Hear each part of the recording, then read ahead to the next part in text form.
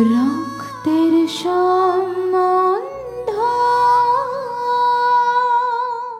সম্পর্কের গভীরতা শুধুমাত্র বিশ্বাস আর ভালোবাসা দিয়ে হয়।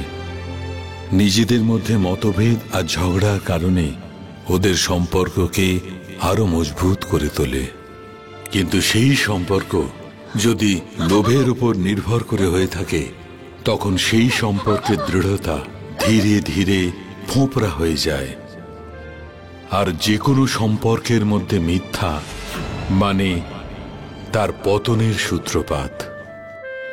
আর যুবরাজ আর সন্ধ্যার সম্পর্কের ভিত্তি মিথ্যার উপর নির্ভর করে গড়ে উঠেছে। কিন্তু তবুও যুবরাজ আর জাগিরদার পরিবার এই সম্পর্কটাকে টিকিয়ে রাখবার যথাসাধ্য চেষ্টা করছিল।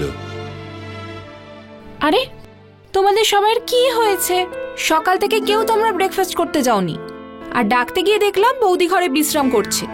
নীরজ দাদা ব্রেকফাস্ট করবে না, বড় জেঠু লেট করছে, কিন্তু উনি কিছু না বলেই চলে গেলেন। এমনকি আমার গুড মর্নিং এরও কোনো উত্তর দিলেন না উনি। আসলে কি হচ্ছে বলো তো বাড়িতে? কিচ্ছু হচ্ছে না। যেমনটা তুমি ভাবছো তেমন কিচ্ছু হয়নি মা। আসলে ওরা আমার অপেক্ষায় ছিল ব্রেকফাস্টের জন্য, তাই না? চলো সবাই বসে আছো কেন, যাওয়া যাক তাহলে।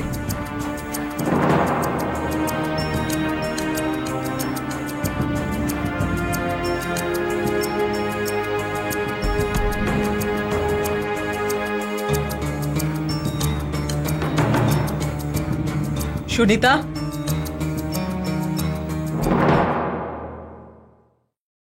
মারিয়া, তুমিও চলো আমাদের সঙ্গে খাবে। বড় জেঠুর ব্যাপারে তুমি তো জানোই, নিজের কাজে মশগুল হয়ে গেলে আশপাশের আর কোনো খবর রাখেন না উনি। আর দেখো, সন্ধ্যার শরীরটা কিন্তু খারাপ, ও বিশ্রাম নিচ্ছে, ওকে ডিস্টার্ব করো না, ঠিক আছে? চলো।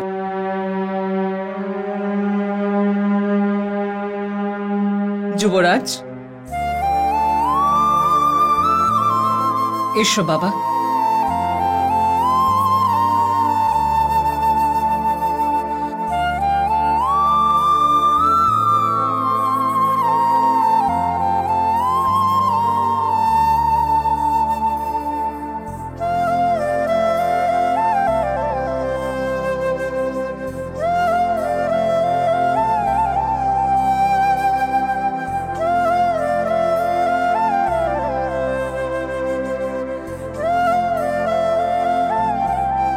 যুবরাজ, খাবার খেয়ে যাও। না, আমার খিদে নেই। আমি পরে সন্ধ্যার সাথে ব্রেকফাস্ট করে নেব।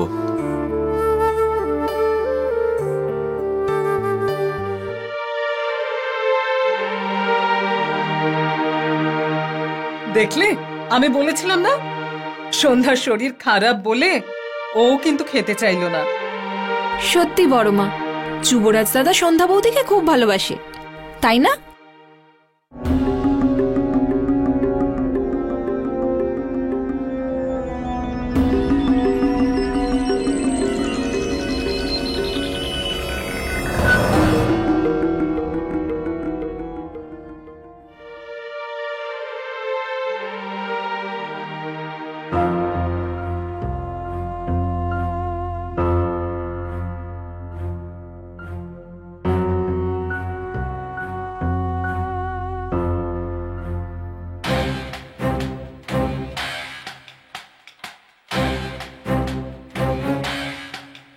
আজ অনেক দিন পর কিচেন থেকে ভালো সুগন্ধ আসছে।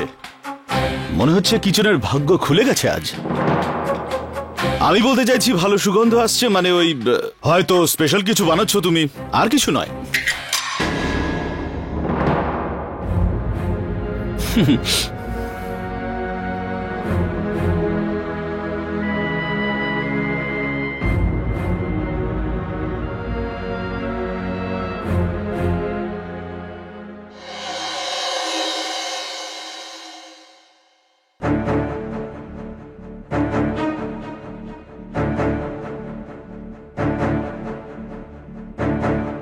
যুবরাজ, তুমি এসেছো তো? হ্যাঁ সন্ধ্যা, এই তো আমি।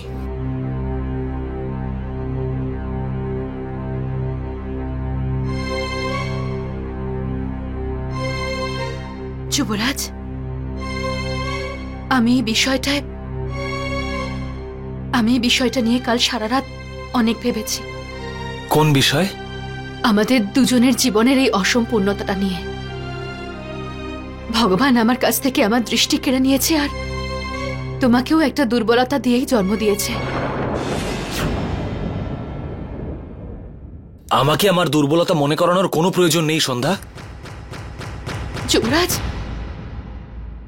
যুবরাজ, তুমি আমাকে ভুল বুঝছো। আমি এইভাবে কথাটা বলতেই চাইনি। আমি তো শুধু এইটুকু বলতে চাই যে যেভাবে তুমি আমার অসম্পূর্ণতাটাকে মেনে নিয়েছো, আমিও তোমাকে যে কোনো অবস্থায় মেনে নিতে চাই। শুধু এই সন্তানের বিষয়টা ছেড়ে দাও না। অন্য কারোর সাথে সম্পর্ক আমি পারবো না গো যুবরাজ, আমি পারবো না।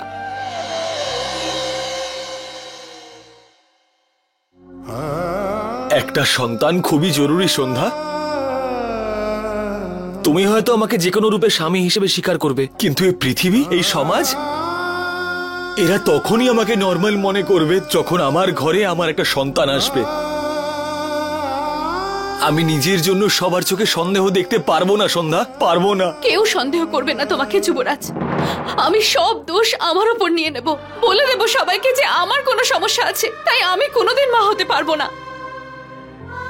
তোমার দিকে কেউ আঙ্গুলও তুলতে পারবে না। প্লিজ প্লিজ আমাকে বিশ্বাস করো। আমি অকারণে জেদ করো না সন্ধ্যা। আমার সন্তান চাই মানে চাই, আর আমার এই সিদ্ধান্তটা কোনোভাবেই পাল্টাবে না। তোমাকে নীরজের সাথে সম্পর্ক স্থাপন করতেই হবে সন্ধ্যা। আর এবার আমি না তোমাকে পেছনে সরতে দেব, না ওকে। যুবরাজ, যুবরাজ, তুমি এরকম করো না গো। এটা যে ভাবা, আমার জীবনের উপর যে অভিশাপটা রয়েছে সেটাকে মুছে ফেলার জন্য আমি যে কোনো পাপ করতে রাজি আছি। আমি তো এখানে এটা ভেবে এসেছিলাম যে তোমাকে রিকোয়েস্ট করব, তোমাকে খাওয়ার খাইয়ে ভালোবেসে বোঝাবো ভেবেছিলাম, কিন্তু তুমি ভালো কথা শোনার মানুষই নও। আমার নতুন নতুন আইডিয়াজের প্রয়োজন নেই, আমার শুধু সন্তান চাই, তোমার আর নীরজের থেকে। এবার তুমি সেটা আমাকে হাসতে হাসতে দেবে না কাঁদতে কাঁদতে, সেটা সম্পূর্ণ তোমার চয়েস।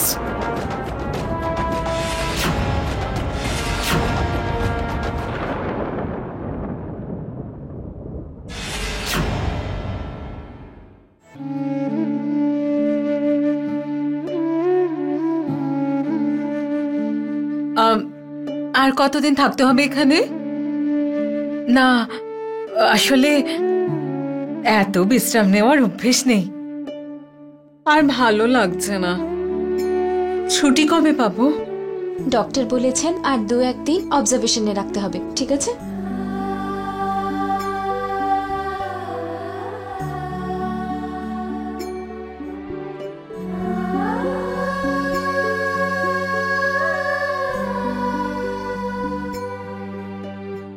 ওঠো, ওষুধটা খেয়ে নাও মা। না বাবা, ওষুধ খাবো না। ওষুধ তো খেতেই হবে, তাই না? ওষুধ খাবো না।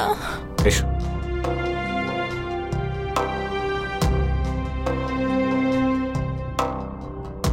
জলটা খেয়ে নাও, জলটা খেয়ে নাও। Very good. হ্যালো হ্যালো, আরে আজকে তুই বাড়িতে স্কুলে যাসনি নাকি? না মা, সাথীর পেটে খুব ব্যথা করছে।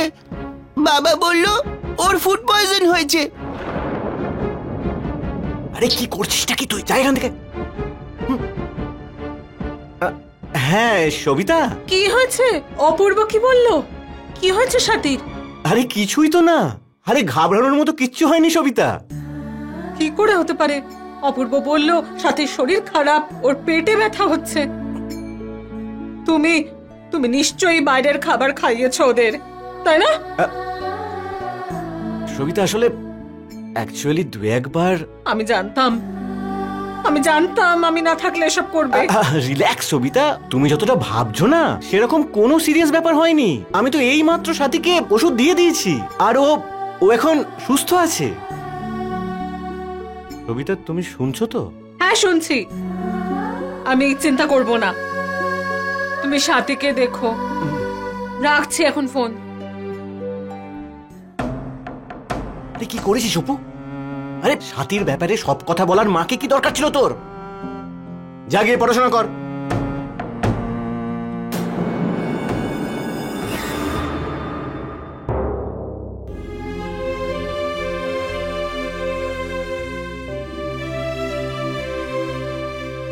বৌদিমণি, বৌদিমণি, আমাদের সব শেষ হয়ে গেল, সব কিছু শেষ হয়ে গেল। না পঙ্কজ, এরকম বলো না। যদি তোমরা সবাই এরকম ভাবে আশা ছেড়ে দাও তাহলে না, এখনো কিচ্ছু শেষ হয়নি। বৌদিমণি, আমিও এভাবে ভাবতে চাই না, কিন্তু আমার ভাবা বা না ভাবার উপরে সত্যি কথাটা তো আর বদলে যাবে না। আর সত্যি কথা হলো এটাই যে কতদিন আমরা তালা দিয়ে ওই ঘরের মধ্যে সন্ধ্যাকে বন্ধ রেখে দেবো? কতদিন? ও সত্যিটা জেনে ফেলেছে, কোনো না কোনো দিন ও তো ঘর থেকে বাইরে বেরোবেই। আর তাছাড়া এখন তো আমার মেয়েও আমাকে জিজ্ঞাসা করছে যে সন্ধ্যা বৌদির শরীরটা যখন খারাপ তখন ওনাকে ঘরের মধ্যে একা কেন রাখা হয়েছে? কাউকে না কাউকে তো ওনার সঙ্গে থাকা উচিত। আমি বৌদির সঙ্গে থাকবো, কি উত্তর দেবো আমি ওকে? আপনি বলুন তো। মেনে নিলাম যে আমরা সন্ধ্যার রুমের টেলিফোন কানেকশনটা কেটে দিয়েছি, ওর কাছ থেকে ওর ফোনটাও নিয়ে নিয়েছি যাতে ওর দিদিদের সাথে কথা না বলতে পারে। কিন্তু ওর দিদিরা যদি ওর সঙ্গে কথা বলার জন্য ফোন করে তাহলে তখন আমরা কি করে আটকাবো? আমরা কতদিন ওদেরকে এভাবে অ্যাভয়েড করতে পারবো? আর অ্যাভয়েড করতে করতে যদি ওদের সন্দেহ হয়ে যায় তখন সন্ধ্যার ব্যাপারে জানার জন্য এখানে পর্যন্ত চলে আসবে। তারপর আমরা কি করব? আর যদি সন্ধ্যা নিজেই ওদেরকে ফোন করে বা ওদের সঙ্গে দেখা করে যদি সব সত্যিটা বলে দেয় তাহলে তারপর আমরা কি করব?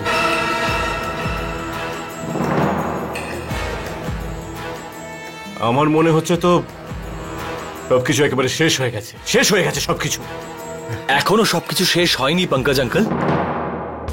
আমাদের কোনো কথাই কেউই কোনোভাবেই জানতে পারবে না, আর সন্ধ্যাও কাউকে কিচ্ছু বলবে না।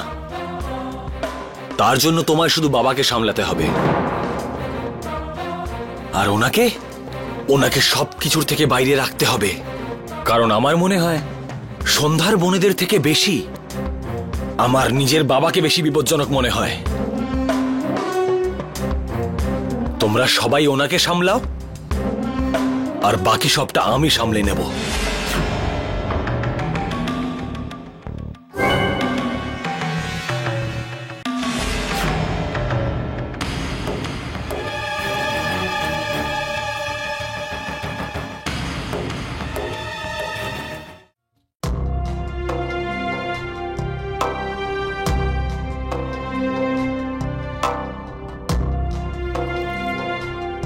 এক্সকিউজ মি, দাঁড়াও, ওকে থামাও তো।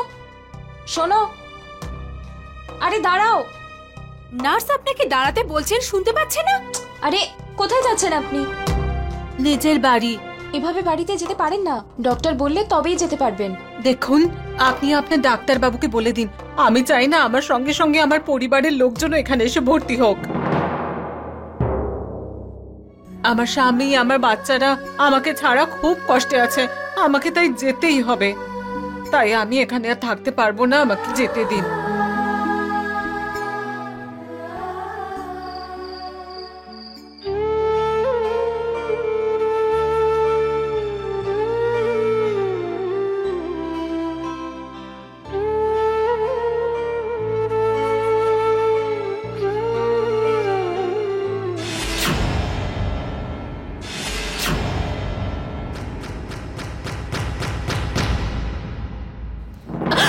কোথায় যাচ্ছ সন্ধ্যা? আগে তুমি কিছু খেয়ে নাও, তুমি কাল থেকে কিচ্ছু খাওনি।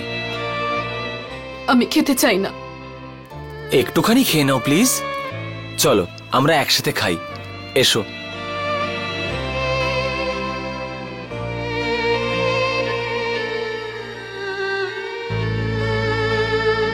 আজ আমি আমার স্ত্রীকে নিজের হাতে করে খাওয়াবো। এই নাও। আমি খেতে পারবো না। নিজের দিকে তাকাও সন্ধ্যা, একদিনেই তোমার চেহারা কেমন ঝিমিয়ে পড়েছে। নাও খাও তো। জেদ করো না সন্ধ্যা। তুমি জানো আমিও কাল থেকে কিচ্ছু খাইনি, কারণ যতক্ষণ তুমি না কিছু খাচ্ছ আমিও কিছু খাবো না। তুমি কি আমার জন্য এতটুকুও চিন্তা করো না? আগে তো কত ভালোবাসতে তুমি আমাকে, পৃথিবীর সব ভগবানকে ধন্যবাদ জানাতে চাইছিলে যে আমার মতন স্বামী পেয়েছো। এখন কি সত্যিটা জানার পরে সব ভালোবাসা শেষ হয়ে গেল? হ্যাঁ সন্ধ্যা, আমার একটা দুর্বলতা সব শেষ করে দিল। না যুবরাজ, এরকম বলো না। যদি যদি অজান্তে আমি কোনো তোমাকে দুঃখ দিয়ে থাকি তাহলে প্লিজ আমাকে ক্ষমা করে দাও। যুবরাজ, আমি সারা জীবন তোমার স্ত্রী হয়ে থাকতে চাই। আমি মরে যাব, কিন্তু কারোর সামনে এই সত্যিটা আমি আসতে দেব না। যুবরাজ, আমি তোমাকে মন থেকে ভালোবেসেছি। এইসব শারীরিক সম্পর্কের আমার কাছে কোনো মূল্য নেই, কিন্তু আমাকে তো এরকম পাপ কাজ করিও না গো। আর যদি সন্তানের কথা বলো তাহলে তাহলে তো আরো অনেক পদ্ধতি আছে। ভগবান তোমাকে তো চোখ দেয়নি, কিন্তু অ্যাটিটিউডটা অনেকটা দিয়েছে। কতক্ষণ ধরে আমি তোমাকে বোঝানোর চেষ্টা করছি যে আমার একটা সন্তান চাই, কিন্তু তুমি তো বাস। কিন্তু একদিন না একদিন তোমাকে মানতেই হবে সন্ধ্যা, কারণ আমি নিজের জেদটা বজায় রাখতেও জানি আর সামনের জনের জেদটা ভেঙে দিতেও জানি। এবার চুপচাপ খেয়ে নাও। সন্তান জন্ম দেওয়ার জন্য মাকেও তো হেলদি হতে হয় না? এই নাও, খাবার খাও। আমার সন্তান যেন তোমার মতন আমার জেদি না হয়, একদম আমার মতন হওয়া চাই।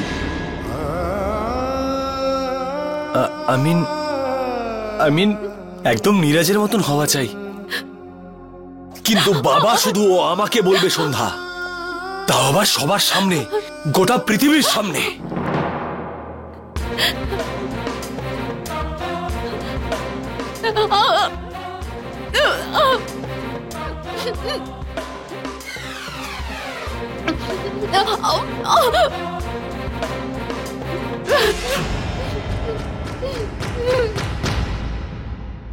আমার তো মনে হয় না যে আমি কোনো অন্যায় করেছি। আমি সন্ধ্যার সাথে আর কোনো অন্যায় হোক সেটা দেখতে পারবো না। নীরাজ, আমিও তো এটাই করেছিলাম। সন্ধ্যার জন্য সবার সাথে লড়েছিলাম।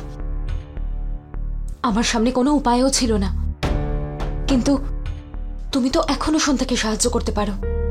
আর শুধু তুমি।